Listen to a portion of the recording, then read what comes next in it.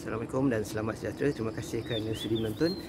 Pada hari ini saya di on location di venue Shaftesbury, Australia, untuk menjalankan program Train the Trainer. Tapi sebenarnya saya bukan nak bercerita tentang lokasi, tapi nak bercerita tentang kenapa atau bagaimana atau apakah unsur-unsur elemen yang seorang trainer perlu fikirkan apabila mahu memilih training activities. Okey, kita sekarang berada pada tahun 2020.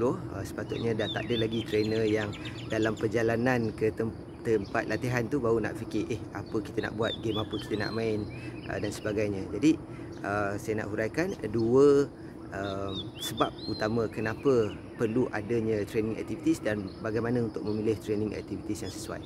Okey, pertama sekali, training activities ni saya berikan definisi dia adalah segala apa bentuk aktiviti, segala apa bentuk latihan, exercise dan sebagainya dalam ruang training itu. Contohnya boleh jadi role play, boleh jadi group discussion, boleh jadi experiential learning, games dan sebagainya. Jadi tak tertakluk kepada sesuatu pendekatan, tapi secara umumnya apa saja aktiviti pembelajaran yang berlaku dalam ruang training itu sendiri adalah training activities ataupun boleh juga diklasifikasikan sebagai learning activities. Jadi untuk memilih learning activities ni sebagai seorang trainer perlu tahu dua elemen, iaitu kenapa training activities itu dijalankan. Elemen yang pertama adalah untuk acquire, untuk mendapat ilmu, skill ataupun tindakan yang sepatutnya dilakukan. Jadi to acquire, untuk memperolehi, untuk mendapat.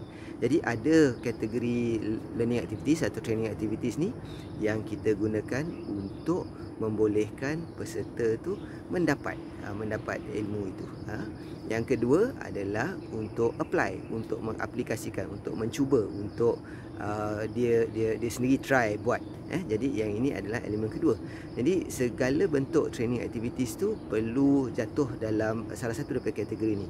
Kita nak bagi dia latihan itu, kita nak buat exercise tu untuk dia dapat ataupun untuk dia apply, untuk dia aplikasikan. Jadi di situ sebagai seorang trainer kita perlu jelas perkara yang pertama, iaitu apa tujuan dia.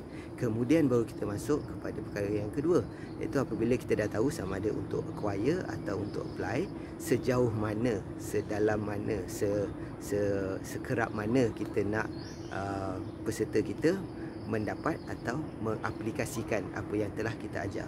Jadi fundamental difference dia adalah pemilihan antara nak aplikasi atau nak suruh dia acquire. Kalau nak suruh dia acquire, debriefing tu penting, sebab kita nak suruh dia dapatkan ataupun huraian kita tu penting. Tapi kalau kita nak suruh dia apply, maksudnya kita kena ajar dulu, dan kita kena tunjukkan dulu, baru dia boleh cuba buat sendiri. Jadi di situ dua benda utamalah, perkara utama untuk pemilihan training activities yang perlu dilakukan oleh trainer.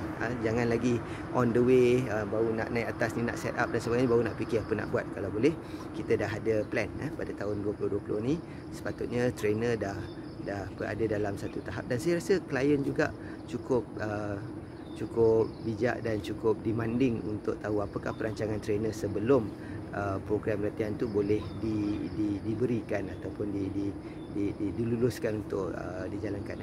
Jadi sekali lagi saya ulang dua perkara itu, iaitu training activities apa-apa bentuk sekalipun, apa-apa pendekatan sekalipun adalah untuk salah satu acquire ataupun apply.